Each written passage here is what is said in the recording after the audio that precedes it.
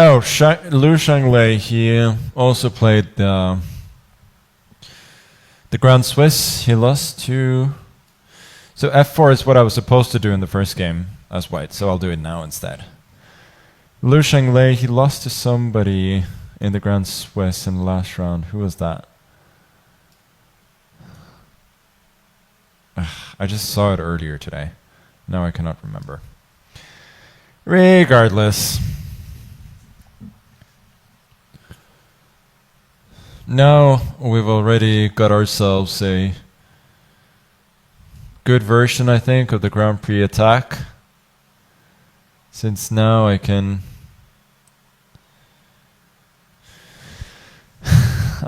go for this. But am I worried about d3? Wouldn't think so.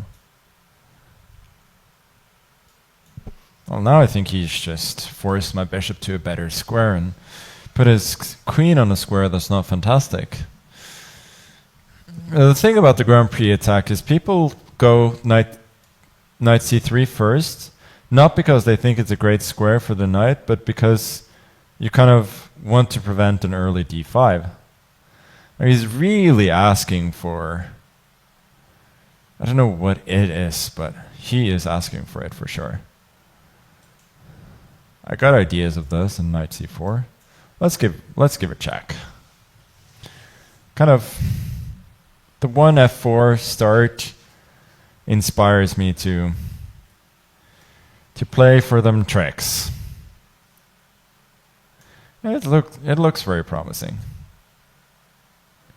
e5, if he wants to take that pawn twice, then the dark squares are looking very tender. And even here, we got bishop g5 coming, and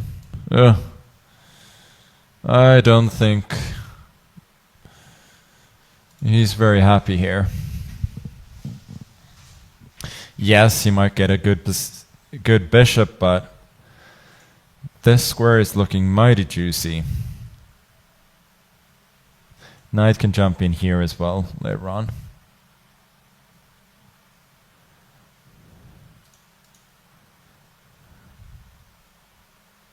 No, I just allowed. I saw it immediately after I made my move. I just allowed bishop a6. That is like kind of unforgivable laziness, to be honest.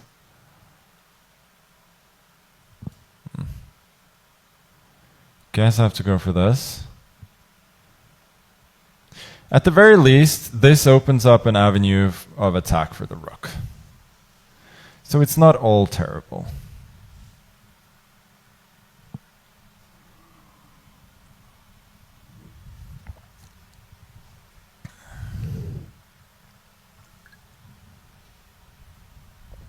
My position, at least from a practical point of view, is still quite promising, I think.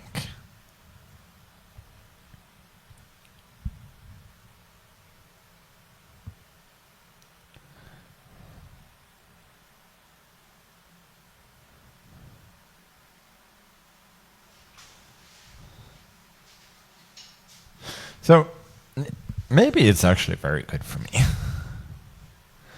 Bishop f6, ef6. Is he in time to protect everything there? I'm not actually sure about that.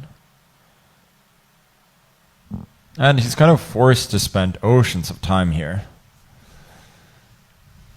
Okay, h5 is very logical. And I guess I'm going here. Continuing my attack.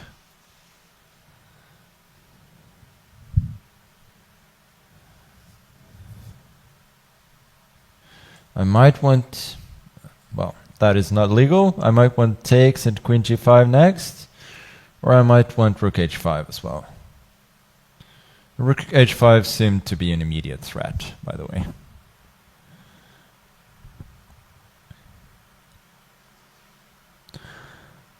So rook h5 and then bishop g7. I think he has to give up the queen, which means that with queen f1 or something like that, to avoid mate, so that means that I'm at least much better. I think I should do that.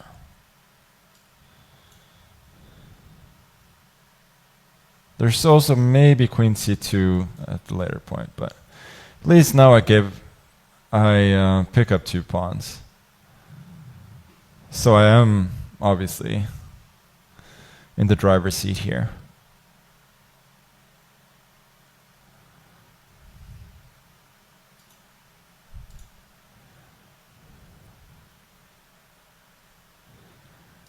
I think c4 feels reasonable, taking away this square.